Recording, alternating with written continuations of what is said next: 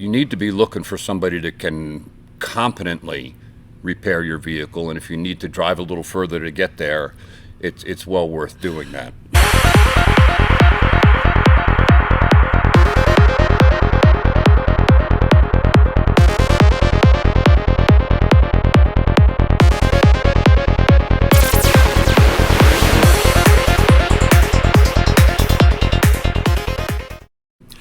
Hello, everybody, and welcome back to the airing of Grievances. I'm Eric Reamer. This is Robert Grieve. Morning to you. And we are very thankful that you are here. If this is your first time, we especially want to say thank you and welcome for showing up. And if you see something that you like, we appreciate it if you give us the thumbs up. That lets YouTube know that this is relevant content to you, and it'll share it with more people like you. And we're grateful for that. Secondarily, if you're an old-timer with us, a regular, if you will, we also really appreciate you. And if you haven't yet subscribed, don't forget to click that subscribe button and then click the notify bell. That also helps YouTube know that you want to be notified. But it's really not all that hard. Saturday mornings, 9:30 in the morning, that's where we are. Mountain Standard. That's right. Exactly. All right. Rob, you and I, oh gosh, how could I forget? Happy Saturday. Happy Saturday. Happy Saturday. Yeah, absolutely. Thanks for being here, and we just went over the 300 mark with subscribers, and I'm grateful to every single one of you. Thank you so very, very much. We really appreciate it. Absolutely. So, Rob, I want to frame this. We've had some great couple of videos talking about some things that have happened to people who they thought the insurance was helping. Mm-hmm. And turns out that they're helping themselves in many ways. Mm-hmm. So if you haven't checked out those episodes, go back and take a look at the last three that we've done. I think you'll find them to be useful. Yeah, real life. It's real life stuff. It really is. Today, we came across an article in Repair Driven News. And if you don't mind, just give us the headline of this article, and that'll start our conversation. All right. Well, great job, Dana. Great coverage on this. Many consumers look close to home for body shops. Survey finds. Okay, so... Ding, ding, ding. The survey says they're close to home. Looking for close to home. That seems to be the criteria that most people, and again...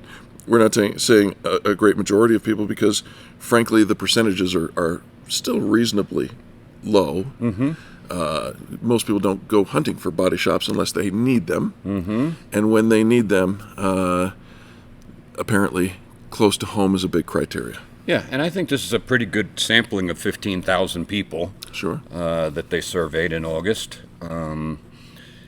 But interestingly enough, when considering which shop to have your car repaired at, what is the most important factor in your decision, the number one item is proximity to home or office. Convenience. Yeah, and, I like shopping local. We want to support local. Sure. Absolutely. But I will tell you that this survey is not necessarily anything new, even though it's a new, freshly done one. This is not something that's new. And there's somebody else that knows this information, and that's the insurance company. They know that. And they've known it for a long time, because when you get into an accident, they're all of a sudden going to say, we have some people close to you, some shops that are close to you that... We'll be happy to direct you to. There are approved shops, and they're going to take care of you, and they're local. There are approved shops. Yeah. Yeah. Yeah. So, and first off, everybody knows how I feel about insurance company and their lists of favorite places for you to go. Why don't you bring it back up for us again, just in case you hadn't seen those videos? Don't do that. Don't do that. Don't do that. Don't do that. If the insurance company recommends a shop, scratch that shop off the list and find a shop that has your best interest in mind. Yeah, and there's lots of things.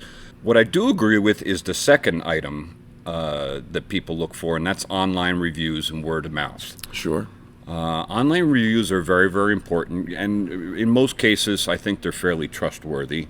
I mean, you will have people come and write their own, but you can generally tell if a company did that. A review tells quite a bit about the writer of the review. Yeah. And when you're looking at those reviews, don't just look at the reviews. go into, if you're looking on Google, go and look at the photographs. Do they have a bunch of photographs, or do they have like 4 or 5? And what image are they portraying? Is it building confidence? And are they stock images, or are they honest to good work? Work that they've completed. Yeah. You may want to, that's also going to give you a sense of where you're going. Yeah. As far as the reviews go. But it's important. I love being close to home and all the rest of that. But that should not be the first criteria of where to get your car fixed, especially these days with the complexity of them. Yeah. And we're going to have an EV episode coming up soon. It stands for electric vehicles. Yeah. Or high voltage vehicle. Mm-hmm. These cars are incredibly complex, and you'll see in this upcoming episode all the different types of radars and cameras and LiDARs and everything that you're going to be seeing coming out in these vehicles. You need to be looking for somebody that can competently repair your vehicle, and if you need to drive a little further to get there, it's well worth doing that. Yeah. So we talk about the various criteria for coming to finding the place that you want to take your car to. I think one of the things that you and I have hammered over the years, and certainly in this video series, the airing of grievances, a lot of it has to do, we talked about the online reviews, but also go to their website and review their website. Check out what their website has to say and what it's doing. Articles. Absolutely. And those articles that they write, again, are they consumer focused, or are they we do this, and much, much more? That tells a lot about the people, and really it is the people. It's here at Nylund's, we call our guests. Yes, you're our guest. Right? And so in that sense, I just encourage you to go look at their website, see what's going on, and then check out their certifications. Now, we talk a lot about certifications, and I think that they're important, but you also need to know that they're more than just a plaque on the wall. Yes, and we've covered that as well. Yeah. So yeah, proximity to home is that's a good thing, but the right people doing the right job for the right reason is really what you want to be looking for. And I have to tell you, the collision industry, my industry, is going through an incredible consolidation right now. And the big Walmarts and Home Depots are buying up the small independent shops left and right. And you may not even know that independent shop in your neighborhood isn't an independent shop anymore. It's been swallowed up by a big conglomerate, what we call MSOs, multi-shop owners. We saw a multi-shop owner purchase a series of local shops, and they ended up keeping the name of the shop so that they would not confuse the existing consumer base, and yet behind the scenes they're all MSO and beholden in many cases to the insurer. That and it's a big conglomerate. So what do big conglomerates do? They're not looking at what's happening on the floor. They're looking at the reports. That's it. And how fast are these cars getting in and out? Not quality. There's really no way to track that. Right. We can track how long it takes to get cars in and out, what kind of parts usage we're doing, and all the things that make the insurance companies happy. But those are all things that are not working on your behalf. Yeah. And when you get the bean counters involved,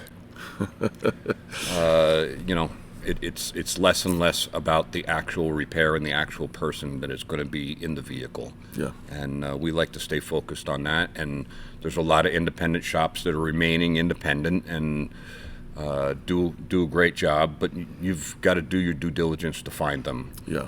And online reviews is a good way to do it. And a lot of people find how they're going to get their shop a lot of different ways. Many of the more they broke this out into mass market, like all the cars, sure, and luxury vehicles. And the luxury vehicle owners have a different personality, and these numbers show that they're a little bit different. Their priorities are a little bit different. But many of these people are contacting their dealer to find out where to take the car, because these cars are so complex. You spend a lot of money on them, and they have so much stuff designed in them for convenience and to protect you. Right. Those items need to work when it comes out of the shop as well. Absolutely.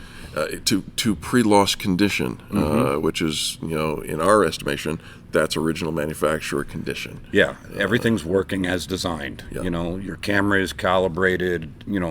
Blind spot monitors are operational, and the things that we tend to count on, like I've always used my rear view mirror, but when I put it in reverse now, the camera comes on and my eye goes right to the camera.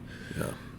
You want to make sure that camera is calibrated and those lines that you're following to get into the spot are actually taking you where you're supposed to go. Yeah. And many times shops don't really pay attention to that. They just take it out, put it in, and they don't double check those things. And you want to find a shop that's going to really look out for your best interest and take care of you. Absolutely.